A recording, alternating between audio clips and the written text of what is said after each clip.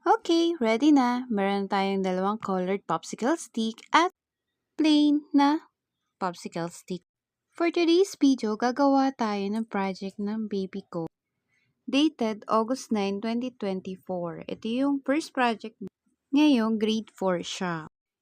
Dito nga pala ipinapaliwanag ko sa kanya yung una naming gagawin, which is yung pinakang pundasyon ng kisame. Siya, pagkain na siya. Magkasimula ka dito, oh. Anong basa dito? Sorry for interrupt, pero tinuturuan ng kapatid ko ang pamangkin ko para magbasa. At dito, nakikita na ng anak ko yung resulta na ginagawa ko para sa project niya. Medyo natutuwa na siya dito at ginaganahan. Pinapakita ko nga sa kanya kung paano gamitin yung glue gun at glue stick. Para siya naman yung gagawa ng mga susunod na gagawin para sa bubong ng bahay niya. Mukhang ang nalilibang sa pagdidikit ng mga popsicle stick na inumpisahan sa paggagawa ng bubong.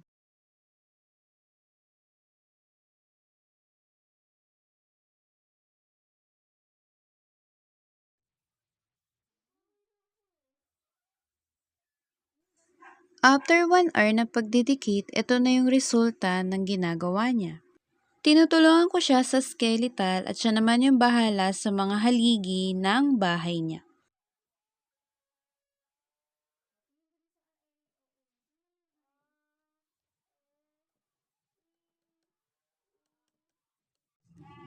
Nahirapan nga pala ako dito dahil hindi pantay-pantay yung pagka-box ng bahay niya at natatanggal yung mga popsicle stick na ikinabit namin kanina.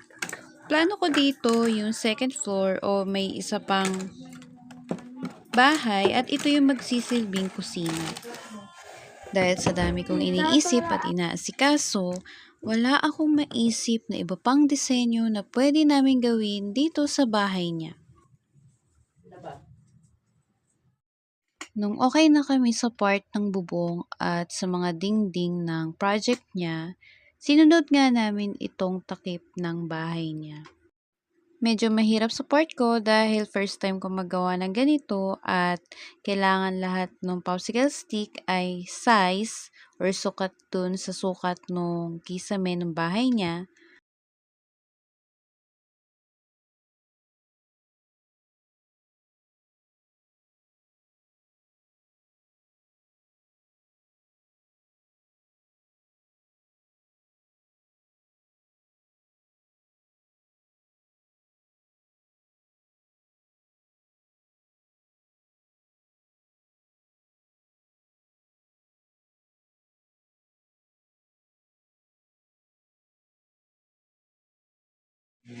In the third day, gumawa na rin kami ng sahig ng bahay niya, pati ng bakuran para design sa project niya.